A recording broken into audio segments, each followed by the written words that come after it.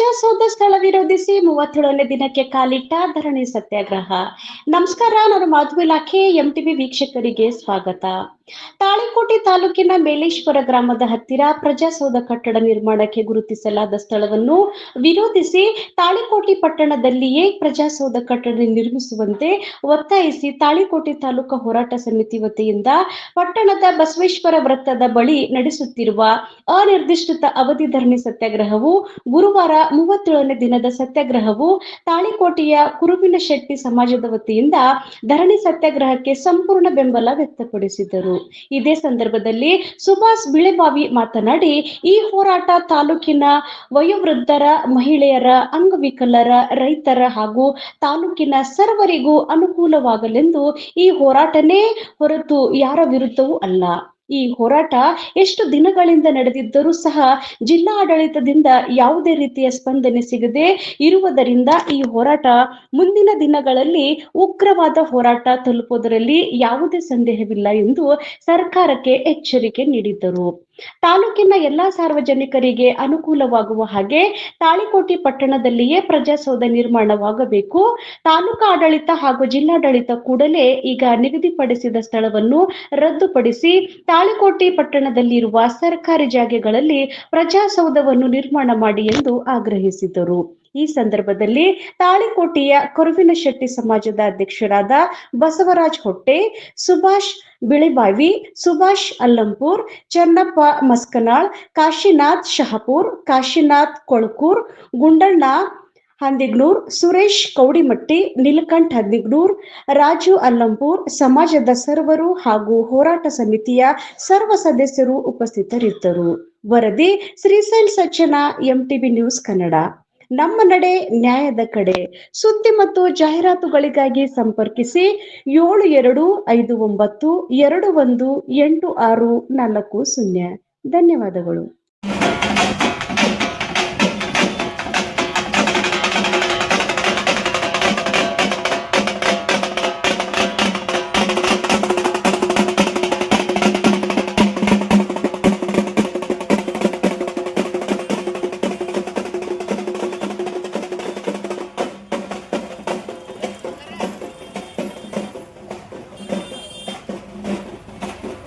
ಸಮಾನತೆಯನ್ನು ಸಾರಿದಂತಹ ಬುದ್ಧ ಬಸವಣ್ಣ ಅಂಬೇಡ್ಕರ್ ಅವರನ್ನ ಮನದಲ್ಲಿ ನೆನೆಯುತ್ತಾ ತಾಳಿಕೋಟೆ ಪಟ್ಟಣದ ಆರಾಧ್ಯ ದೈವ ಶ್ರೀ ಶಾಸಕ ದೇವರಲ್ಲಿ ನಮಸ್ಕರಿಸುತ್ತಾ ತಾಳಿಕೋಟೆ ತಾಲೂಕಾ ಹೋರಾಟ ಸಮಿತಿ ವತಿಯಿಂದ ಹಮ್ಮಿಕೊಂಡಂತಹ 37ನೇ ದಿನದ ಈ ಧರಣಿ ಸತ್ಯಾಗ್ರಹವನ್ನ ಈ ತಾಳಿಕೋಟೆ ತಾಲೂಕಿನ ಕುರುವಿನಶೆಟ್ಟಿ ಸಮಾಜ ಸಂಪೂರ್ಣವಾಗಿ ಬೆಂಬಲ ಕೊಟ್ಟಿದ್ದಕ್ಕೆ ಮೊತ್ತ ಮೊದಲಿಗೆ ಅವರಿಗೆ ತಾಳಿಕೋಟೆ ತಾಲೂಕಾ ಹೋರಾಟ ಸಮಿತಿಯಿಂದ ಸ್ವಾಗತವನ್ನು ಕೋರುತ್ತೇನೆ.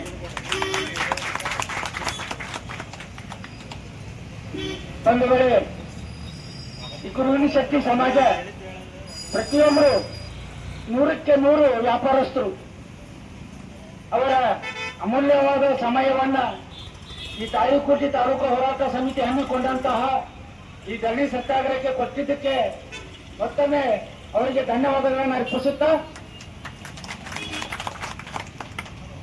ಸುಮಾರು 2 ತಿಂಗಳಿಂದ ಈ ತಾಳಿಕೋಟೆ ಪಟ್ಟಣದಲ್ಲಿ ಪ್ರಜಾಸೌಧ ಸ್ಥಳವನ್ನು ವಿರೋಧಿಸಿ ಈ ಧರಣಿ ಸತ್ಯಾಗ್ರಹ ನಡೀತಿದೆ. ತಾಳಿಕೋಟೆ ಪಟ್ಟಣ ಬಿಟ್ಟು ಸುಮಾರು 4-5 ಕಿಲೋಮೀಟರ್ ದೂರದಲ್ಲಿರುವ ಮೈಲೇಶ್ವರ ಗ್ರಾಮದ ಹತ್ತಿರ ನಿರ್ಜನ ಪ್ರದೇಶದಲ್ಲಿ ಅಂದ್ರೆ ಅಡವಿಯಲ್ಲಿ ಈ ಪ್ರಜಾಸೌಧ ಕಟ್ಟಡವನ್ನು ಕಟ್ತಾ ಇದ್ದಾರೆ. ಅದನ್ನು ವಿರೋಧಿಸಿ ತಾಳಿಕೋಟೆ ಪಟ್ಟಣದ ಜನತೆ ಹಾಗೂ ಎಲ್ಲ ಸರ್ವ ಸಮಾಜದ ಹಿರಿಯರು ಹಾಗೂ ವಿವಿಧ ಸಂಘ ಸಂಸ್ಥೆಗಳ ಮುಖ್ಯಸ್ಥರು ಹಾಗೂ ವಿವಿಧ ಅಸೋಸಿಯೇಷನ್ಗಳು ಹಾಗೂ ತಾಲೂಕಿನ ಪ್ರತಿಯೊಂದು ಹಳ್ಳಿಗಳು ಕೂಡ ಈ ಧರಣಿಯಲ್ಲಿ ಪಾಲ್ಗೊಂಡು ಆ ಸ್ಥಳವನ್ನು ವಿರೋಧಿಸಿ ಸಮಾಜದ ಕುಲದೇವರಾದಂತ ಶ್ರೀ ನೀಲಕಂಠೇಶ್ವರನಲ್ಲಿ ದೀರ್ಘದಂಡ ನಮಸ್ಕಾರಗಳನ್ನು ಸಲ್ಲಿಸುತ್ತಾ ಪ್ರಜಾಸೌಧ ನಿರ್ಮಾಣ ಮಾಡುವ ಸಲುವಾಗಿ ಇಲ್ಲಿಂದ 4ರಿಂದ 5 ಕಿಲೋಮೀಟರ್ ದೂರದಲ್ಲಿ ಸ್ಥಳವನ್ನು ಗುರುತಿಸಿದಾರ. ಆದ್ರೆ ಅಲ್ಲಿ ನಿರ್ಮಾಣ ಮಾಡಿದ್ರೆ ಯಾರ್ಯಾರಿಗೆ ಎಷ್ಟೆಷ್ಟು ತೊಂದರೆ ಆಗ್ತದೆ ಅನ್ನೋದು ವಿಚಾರ ಮಾಡಲಾರದೆ ಅದನ್ನು ಕೈಗೊಂಡಾರ. ಅದನ್ನು ವಿರೋಧಿಸಿದ ಹೋರಾಟ ಸಮಿತಿಯವರೀಗ 37 ದಿವಸಗಳಿಂದ ಸತತವಾಗಿ ಬೆಂಬಲಿಸ್ತಾ ಬಂದಾರದಕ್ಕೆ ಎಲ್ಲಾ ಸಮಾಜ ಸಂಘಟನೆಗಳು ಅಸೋಸಿಯೇಷನ್ನವರು ಎಲ್ಲರೂ ಬೆಂಬಲಿಸ್ತಾ ಬಂದಾರೆ. ಅದನ್ನ ಇಲ್ಲಿ ಮಾಡಿದ್ರೆ ಏನಾಗ್ತದೆ, ಅಲ್ಲಿ ಮಾಡಿದ್ರೆ ಏನಾಗ್ತದೆ ವಿಚಾರ ಮಾಡಲಾರೆ ಒಂದು ನಿರ್ಣಯ ತಗೊಂಡಿದ್ರು ನಾವು ಖಂಡಿಸ್ತೀವಿ. ಸಮಾಜದ ವತಿಯಿಂದ ಎಲ್ಲರೂ ಕುಡ್ಕಿಸಿ ಅದನ್ನ ಮಾಡಲಾರ್ದೆ ಏನದ ಈಗ 4 ಕಿಲೋಮೀಟರ್ ಬೇರೆ ಸುತ್ತ ಹಳ್ಳಿಯಿಂದ ನಮ್ಮ ತಾಳಿಕೋಟಿ ತಾಲೂಕಾಗಿಂದ ತಾಳಿಕೋಟಿ ತಾಲೂಕು 123 ಹಳ್ಳಿಗಳು ಬರ್ಬೋದು ಅಂದಾಜು. ಎಲ್ಲಾ ಹಳ್ಳಿಯವರು ಏನಂದ್ರೆ ಮೂಲ ಸ್ಥಳವಾದಂತ ತಾಳಿಕೋಟಿಗೆ ಬಂದಿದ್ರು. ತಾಳಿಕೋಟಿಗೆ ಬಂದ ನಂತರ ಎಲ್ಲಪ್ಪ ಪ್ರಜಾ ಸೌಧ ಅಂತ ಕೇಳಿದ್ರೆ 4 ಕಿಲೋಮೀಟರ್ ಮ್ಯಾಗ ಅಂದಾಗ ಅವ್ರು ಇಡೀ ಶಪಾಯಿಗೆ ಹೋಗಬೇಕಾಗ್ತದೆ. ಯಾಕಂದ್ರೆ ಹಳ್ಳಿಗಳಿಂದ ಇಲ್ಲಿವರೆಗೂ ಬರುವುದೇ ಅವ್ರು ದೊಡ್ಡದು ಕಷ್ಟ ಆಗಿರ್ತದೆ. ಇಲ್ಲಿಂದ ಮತ್ತೆ ಅಲ್ಲಿಗೆ ಹೋಗಿ ಸ್ಟೇಷನ್ ಹೋಗೋದು ಕಷ್ಟ ಆಗ್ತದೆ. ಯಾವುದೇ ಒಂದು ಪೇಪರ್ಸ್ ಬೇಕಾದ್ರೆ ಹೊಳೆ ತಾಳಿಕೋಟಿಗೆ ಬರೋಕಾಗ್ತದೆ. ಅವರು ಹಿಂಗೆ ಇಡೀ ಶಾಪಗಳನ್ನು ಹಾಕ್ಸ್ಕೊಂಡು ಅವರು ಇದನ್ನ ಮಾಡೋದು ಬಹಳ ಸರಿ ಕಾಣೋದಿಲ್ಲ. ಅದು ಈಗಾಗಲೇ ಅದನ್ನು ರದ್ದುಗೊಳಿಸಿ ಇಲ್ಲಿ ತಾಳಿಕೋಟೆ ಸುತ್ತಮುತ್ತಲೇ ಬೇಕಾದ ಸರ್ಕಾರಿ ಜಾಗಗಳು ಖಾಲಿ ಅದಾವ. ಅವುಗಳನ್ನು ಗುರುತಿಸಿಕೊಂಡು ಕೇಸಿ ಸ್ಪೆಷಲ್ ಮೇನ್ DC ಅವರು ಮತ್ತು ಶಾಸಕರು ಕೂಡಿಕೊಂಡು ಅದೊಂದು ನಿರ್ಣಯ ತಗೊಂಡು ಬಂದು ಇಲ್ಲಿ ಧರಣಿ ಸತ್ಯಾಗ್ರಹದಲ್ಲಿ ಇರ್ತದಂತ ಎಲ್ಲ ಅಧ್ಯಕ್ಷರಿಗೆ ಅವರಿಗೆ ಭೇಟಿಯಾಗಿ ಅದೊಂದು ಸ್ಥಳ ಎಲ್ಲರಿಗೆ ಸೂಕ್ತದ ತಿಳ್ಕೊಂಡು ಅದನ್ನ ಮಂಜೂರು ಮಾಡಿಕೇಸಿ ಹೊಸ ತಾಳಿಕೋಟೆಯಲ್ಲೇ ಪ್ರಜಾಸೌಧವನ್ನು ನಿರ್ಮಾಣ ಮಾಡಬೇಕಂತ ನಮ್ಮ ಕುರುವಿನ ಶೆಟ್ಟಿ ಸಮಾಜದ ವತಿಯಿಂದ ಅವ್ರಿಗೆ ಕಳಕಳಿಯಿಂದ ಬೇಡ್ಕೊತೀವಿ. ಮತ್ತು ಈ ಸತ್ಯಾಗ್ರಹದಲ್ಲಿ 37 ದಿನವರಿಗೆ ಯಾರು ಬಂದಲ್ಪ ಅಂದಾಗ ಇದು ನಮ್ಮ ಶಾಸಕರ ನಾಚಿಗೇಡಿ ಸಂಗತಿ. ಇದು ಇಲ್ಲಿವರೆಗೆ ಬಂದಪ್ಪ ಅಂದ್ರೆ ಬಹಳ ನಾಚಿಗೇಡಿ ಸಂಗತಿ. ಯಾಕಂದ್ರೆ ಪ್ರಜೆಗಳಿಂದ ಆರಿಸಿ ಬಂದಂತ ಒಬ್ಬ MLA ಅವರು ಮತ್ತು ಇದ್ರ ಸ್ಪಂದನ ನಮಗೆ ಸ್ಪಂದನ ಅಂದ್ರೆ ಅವ್ರಿಗೆ ನಾವೇ ಸ್ಪಂದಬಹುದು.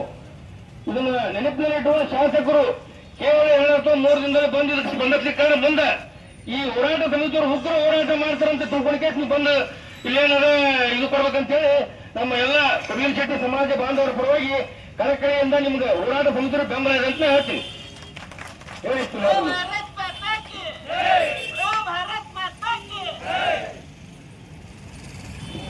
ಧನ್ಯವಾದಗಳು ಕುರುವಿನ ಶೆಟ್ಟಿ ಸಮಾಜದ ಹಿರಿಯ ಮುಖಂಡರು ಸುಭಾಷ್ ಬಿಲವೆ ಅವರಿಗೆ.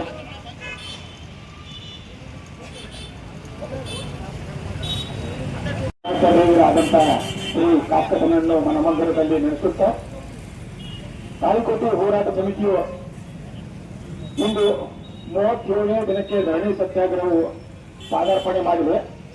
ಇಂದಿನ ದಿನ 37ನೇ ದಿನದ ಈ ಧರಣಿ ಸತ್ಯಾಗ್ರಹಕ್ಕೆ ಕುರುಹಿನ ಶೆಟ್ಟಿ ಸಮಾಜ ತಮ್ಮ ಸಂಪೂರ್ಣ ಬೆಂಬಲವನ್ನು ನೀಡುವುದಕ್ಕಾಗಿ ಅವರಿಗೆ ಮೊತ್ತ ಮೊದಲನೇದು ಧನ್ಯವಾದಗಳನ್ನು ಸಲ್ಲಿಸಲು ಇಚ್ಛೆಪಡುತ್ತೇನೆ.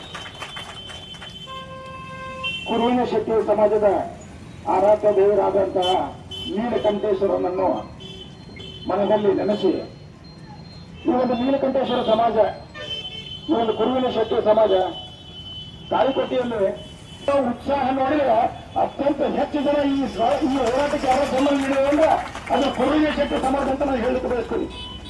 ಇಷ್ಟೊಂದು ಭಾರೀ ಪ್ರಮಾಣದ ಸಂಖ್ಯೆಯಲ್ಲಿ ಈ ಕುರುವಿನ ಶೆಟ್ಟಿ ಸಮಾಜ ಇವತ್ತು ಈ ಹೋರಾಟಕ್ಕೆ ಬೆಂಬಲ ನೀಡಿದೆ. ಇದು ನಮ್ಮ ಸೌಭಾಗ್ಯ, ಈ ಹೋರಾಟ ಸಮಿತಿಯ ಸೌಭಾಗ್ಯ. ನಾವು ಎಷ್ಟು ನಿಮಗೆ ಧನ್ಯವಾದಗಳನ್ನು ಸಲ್ಲಿಸಿದ್ರು ಕೂಡ ಅದು ಕಡಿಮೆ ಆಗ್ತದೆ. ಇಂದು ಈ ಹೋರಾಟ ಸಮಿತಿಯ ಯಾತಕ್ಕಾಗಿ ಈ ಹೋರಾಟ ಸಮಿತಿ ನಿರ್ಮಾಣ ಆಯಿತು, ಸೃಷ್ಟಿ ಆಯಿತು, ಈ ಹೋರಾಟ ಸಮಿತಿಯ ಉದ್ದೇಶಗಳೇನು, ಇದರ ಪರಿಣಾಮ ಏನು ಅನ್ನುವಂಥದ್ದು ವಿಚಾರ. ಕಳೆದ ಜನವರಿ ತಿಂಗಳಲ್ಲಿ ತಾಳಿಕೋಟೆ 12-13ನೇ ಸ್ಥಾನದಲ್ಲಿ ಏನು ಹೊಸ ತಾಲೂಕು ರಚನೆ ಆಯಿತು, ಅದು ಆದಮೇಲೆ ತಾಳಿಕೋಟೆಯಲ್ಲಿ ಕೇವಲ ತಹಶೀಲ್ದಾರ್ ಕಾರ್ಯಾಲಯ 16-17ರಲ್ಲಿ ಪ್ರಾರಂಭ ಆಯಿತು. ತದನಂತರ ಒಂದು ತಾಲೂಕು ಪಂಚಾಯತಿ ಕಾರ್ಯಾಲಯ ಆಯಿತು. ಅದನ್ನು ಹೊರತುಪಡಿಸಿ ತಾಳಿಕೋಟೆಯಲ್ಲಿ ಯಾವುದೇ ಕಾರ್ಯಾಲಯಗಳು ಪ್ರಾರಂಭ ಆಗಿಲ್ಲ. ಅದು ಸಬ್ ರಿಜಿಸ್ಟರ್ ಆಫೀಸ್ ಇರ್ಬೋದು, PO ಆಫೀಸ್ ಇರ್ಬೋದು, ಅಗ್ರಿಕಲ್ಚರ್ ಅಸಿಸ್ಟೆಂಟ್ ಡೈರೆಕ್ಟರ್ ಆಫೀಸ್ ಇರ್ಬೋದು, ತೋಟಗಾರಿಕಾ ಇಲಾಖೆ ಇರ್ಬೋದು, CPI ಆಫೀಸ್ ಇರ್ಬೋದು, ಹಲವು ಕಾರ್ಯಾಲಯಗಳು ಯಾವುದೂ ಪ್ರಾರಂಭ ಆಗಲಿಲ್ಲ. ಆದರೆ ಈಗ ಈ ಸರ್ಕಾರದಲ್ಲಿ ಮಹತ್ವಾಕಾಂಕ್ಷಿ 53 ಏನು ಹೊಸದಾಗಿ ತಾಲೂಕುಗಳು ನಿರ್ಮಾಣ ಆಗ್ಯಾವು, ಅಲ್ಲಿ ಒಂದೇ ಸೋರಿನಡಿ ಎಲ್ಲ ಕಾರ್ಯಾಲಯಗಳು ನಿರ್ಮಾಣ ಆಗಲಿ ಅನ್ನುವಂತ ಒಂದು ದೇಶ ಇಟ್ಕೊಂಡು ಒಂದು ಪ್ರಜಾಸೌಧ ಅಂತ ಹೇಳಿಕೊಂಡು ಸುಂದರವಾದಂತ ಒಂದು ಕಟ್ಟಡವನ್ನು ನಿರ್ಮಾಣ ಮಾಡಲಿಕ್ಕೆ ಹೊರಟಿದೆ ಸರ್ಕಾರ. ಇದು ಅತ್ಯಂತ ಸ್ವಾಗತಾರ್ಹ. ಇದಕ್ಕೇನು ನಮ್ಮ ಎರಡು ಪ್ರಶ್ನೆ ಇಲ್ಲ. ಏನು ಮಾಡಿದ್ದಾರೆ ಪ್ರಜಾಸೌಧ ನಿರ್ಮಾಣ ಮಾಡಲಿಕ್ಕೆ ಏನು ಕ್ರಮ ತಗೊಂಡಿದ್ದಾರೆ ಸರ್ಕಾರ, ಅದು ಸ್ವಾಗತಾರ್ಹ. ಆದ್ರೆ ಈ ಪ್ರಜಾಸೌಧ ಯಾರಿಗೋಸ್ಕರ? ಈ ಪ್ರಜಾಸೌಧ ಕೇವಲ ಕೆಲವು ಜನರಿಗೂ ಅಥವಾ ಪ್ರಜೆಗಳಿಗೂ ಅನ್ನೋ ವಿಚಾರ ಮಾನ್ಯ ತಾಲೂಕಾ ದಂಡಾಧಿಕಾರಿಗೆ, ಜಿಲ್ಲಾಧಿಕಾರಿಗಳಿಗೆ, ನಮ್ಮ ಶಾಸಕರಿಗೆ ಈ ಸರ್ಕಾರಕ್ಕೆ ತಿಳಿದಿಲ್ಲ.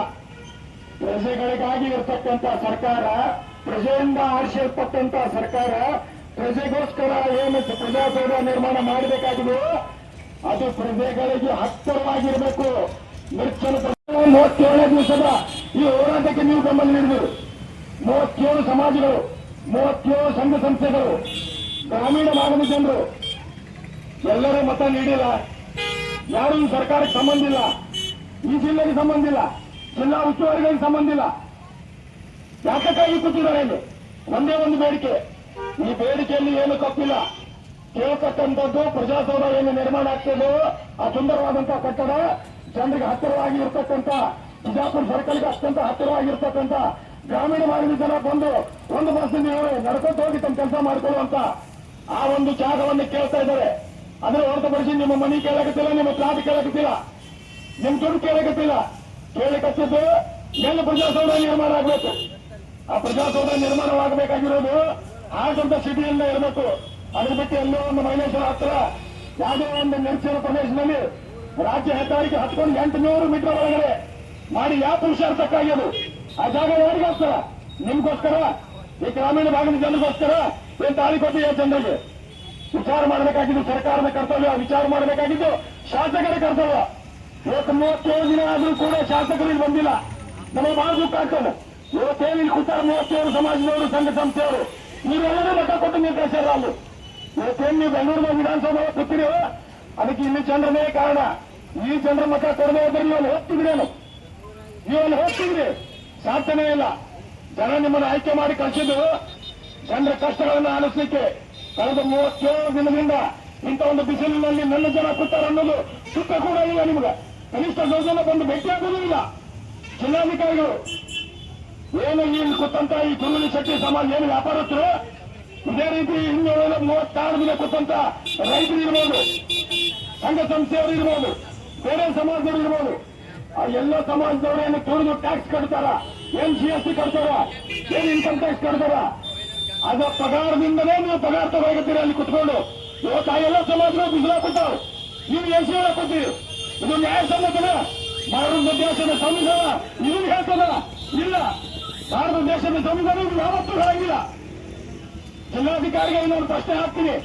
ನೀವು ಎಸಿ ಕೂತೀರಿ, ಕಳೆದ 37 ದಿನದಿಂದ ಈ ಪ್ರಜೆಗಳು ಬಿಸಿಲಲ್ಲಿ ಕೂತಾರ. ಸರ್ಕಾರ ಏನ್ ಮಾಡ್ಲಿಕ್ಕತ್ತದ? ಆಡಳಿತ ಮತ್ತು ಸಿಬ್ಬಂದಿ ಸುಧಾರಣಾ ಇಲಾಖೆ ಪ್ರಧಾನ ಕಾರ್ಯದರ್ಶಿ ಶಾಲಿನಿ ರಜನೀಶ್ ಅವರು ಕೇಳ್ತೀನಿ, ನಿಮ್ಮ ಜಿಲ್ಲಾಧಿಕಾರಿಗಳು ಏನು ಮಾಡ್ಲಿಕ್ಕತ್ತಾರ? ಡಾಕ್ಟರ್ ಶಾಲಿನಿ ರಜನೀಶ್ ಅವರು ರಾಜ್ಯದ ಪ್ರಧಾನ ಕಾರ್ಯದರ್ಶಿ, ನಾವು ಅವರಿಗೆ ನಾನು ನೇರವಾಗಿ ಪ್ರಶ್ನೆ ಮಾಡ್ತೀನಿ. ನೀವು ಕೂತ್ಕೊಂಡು ಎಸಿಯಲ್ಲಿ ಕೂತೀರಿ, ನಿಮ್ಮ ಜನರಲ್ಲಿ ಬಿಸಿಲಾಗಿ ಕೂತಾರ. ಇದು ನ್ಯಾಯ ಸಮ್ಮತನ? ಇದು ನ್ಯಾಯನ? ಪ್ರಜಾಪ್ರಭುತ್ವ ವ್ಯವಸ್ಥೆಯಲ್ಲಿ ಶಾಸಕರು, ಜನಪ್ರತಿನಿಧಿಗಳು ಜನರ ಮಾತು ಕೇಳದೇ ಇದ್ದ ಸಂದರ್ಭದಲ್ಲಿ ಆಡಳಿತ ನಡೆಸ್ತಕ್ಕಂಥ ನೌಕರದಾರ ಕರ್ತವ್ಯ ಆಗ್ತದೆ. ನೀವು ಬಂದು ಕೇಳಬೇಕು. ಕೇಳಬೇಕಾಗಿದ್ದು ನಿಮ್ಮ ಕರ್ತವ್ಯ. ನೀವು ಡ್ಯೂಟಿ ಮಾಡಿದ್ರಿ. ನೀವು ನಮ್ಮ ನೌಕರರು, ನೀವು ನಮ್ಮ ಸೇವಕರು. ನೀವು ನಮ್ಮ ಸಲುವಾಗಿದ್ರೆ ನಾವು ನಿಮ್ಮ ಸಲುವಾಗಿ. ನೀವೇ ನಮ್ಮ ಸಲುವಾಗಿದ್ದೀರಿ, ನಾವು ನಿಮ್ಮ ಸಲುವಾಗಿಲ್ಲ. ನಿಮ್ಮ ಕರ್ತವ್ಯ ಅದು. ಅಲ್ಲಿ ಕೂತವರು ಈ ಜಿಲ್ಲೆ ಜನ ಸುಖ ಸಮೃದ್ಧಿ ನೆಮ್ಮದಿಯಿಂದ ಬದುಕಬೇಕಾಗಿ ನೋಡ್ಕೊಂಡು ಹೋಗಲು ಜಿಲ್ಲಾಧಿಕಾರಿಗಳ ಕರ್ತವ್ಯ, ಜಿಲ್ಲಾ ಉಸ್ತುವಾರಿಗಳ ಕರ್ತವ್ಯ. ಇವತ್ತು ನೋಡಿ, ಒಂದು ಕುಂಬಾರ ಒಂದು ಗಡಿಗೆ ಮಾಡ್ತಾನ. ಆ ಕುಂಬಾರ ಗಡಿಗೆ ಏನಿರ್ತಾರಲ್ಲ ಅದ್ರದ್ದು ಎಷ್ಟು ಚಂದ ಇರ್ತಾರ ನೋಡಿ. ಅದರೊಳಗೆ ಮೊಸರು ಹಾಕಿದ್ರೆ ಮೊಸರು ಗಡಿಗೆ ಅಂತಾರೆ, ಮುಸುರಿ ಹಾಕಿದ್ರೆ ಮುಸುರಿ ಗಡಿಗೆ ಅಂತಾರೆ. ನೀವು ಮೊಸರು ಗಡಿಗೆ ಆಗ್ಬೇಕು, ಏನು ಮುಸುರಿ ಗಡಿಗೆ ಆಗ್ಬೇಕು ಅನ್ನೋದು ನೀವು ವಿಚಾರ ಮಾಡ್ರಿ. ಮೊಸರು ಗಡಿಗೆ ಹಾಕ್ತಿರೋ ಏನು ಮುಸುರಿ ಗಡಿಗೆ ಹಾಕ್ತಿರೋ? ವ್ಯತ್ಯಾಸ ಒಂದೇ, ಕುಂಬಾರ ಮಾಡಿದ ಗಡಿಗೆ. ಈ ಕೂಡಲೇ ಜಿಲ್ಲಾಧಿಕಾರಿಗಳಾಗಲಿ, ಜಿಲ್ಲಾ ಉಸ್ತುವಾರಿ ಸಚಿವರಾಗಲಿ ಈ ಕೂಡಲೇ ಏನು ನಡೆದಿದೆ ಅನ್ನುವಂಥದ್ದು ಪತ್ರಿಕಾ ಮಾಧ್ಯಮದ ಮೂಲಕ ನೋಡಿಕೊಂಡು ಯೋಗ್ಯವಾದಂತಹ ತೀರ್ಮಾನ ತಗೊಂಡು ಈ ಕೂಡಲೇ ಬಂದು ಸ್ಥಳಕ್ಕೆ ಭೇಟಿ ಕೊಟ್ಟು ಏನು ನ್ಯಾಯಸಮ್ಮತವಾದಂತಹ ಈ ಹೋರಾಟವನ್ನು ಮುಗಿಸಲಿಕ್ಕೆ ಏನು ಪ್ರಯತ್ನ ಮಾಡಬೇಕಾಗಿದೋ ಇದು ನಿಮ್ಮ ಕರ್ತವ್ಯ. ಜಿಲ್ಲಾ ಉಸ್ತುವಾರಿ ಸಚಿವರಿಗೆ ನೇರವಾದಂತಹ ಒಂದು ವಿಷಯ, ಇದು ನಿಮ್ಮ ಕರ್ತವ್ಯ. ನೀವು ಕೇವಲ ಬಿಜಾಪುರ ಸಿಟಿಗೆ ಮಾತ್ರ ಜಿಲ್ಲಾ ಉಸ್ತುವಾರಿಗಳಿಲ್ಲ, ನೀವು ಕೇವಲ ತಿಕೋಟ ಬಬಲೇಶ್ವರಕ್ಕೆ ಮಾತ್ರ ಸೀಮಿತಲ್ಲ. ನಿಮ್ಮ ಮತಕ್ಷೇತ್ರ, ನಿಮ್ಮ ಜಿಲ್ಲೆಯಲ್ಲಿ ಬರ್ತಕ್ಕಂಥ 8 ಮತಕ್ಷೇತ್ರಕ್ಕೆ ನೀವೇ ಜಿಲ್ಲಾ ಹೋಗ್ತೀರಾ ಸಚಿವರು. ನಿನ್ನೆ ದಿನ ಮೊನ್ನೆ ದಿನ ನಾವು ಮಾನ್ಯ ಮುಖ್ಯಮಂತ್ರಿಗಳಿಗೆ ಭೇಟಿಯಾಗಿದ್ವಿ, ಮಾನ್ಯ ಸಿದ್ದರಾಮಯ್ಯನವರಿಗೆ. ಅವರಿಗೆ ಭೇಟಿಯಾಗಿ ನಾವು ಈ ಮನವಿಯನ್ನು ಕೊಟ್ಟಿವಿ. ಸಾಹೇಬ್ರೆ, ಕಳೆದ 35 ದಿನಗಳಿಂದ ವಿವಿಧ ಸಂಘ ಸಂಸ್ಥೆಗಳು, ವಿವಿಧ ಸಮಾಜದವರು ಇಂಥ ಒಂದು ಬಿಸಿಲಿನಲ್ಲಿ, ಮಾರ್ಚ್ ತಿಂಗಳ ಬಿಸಿಲಿನಲ್ಲಿ ಕುತ್ಕೊಂಡು ಧರಣಿ ಸತ್ಯಾಗ್ರಹ ಕೂತಿದ್ದಾರೆ.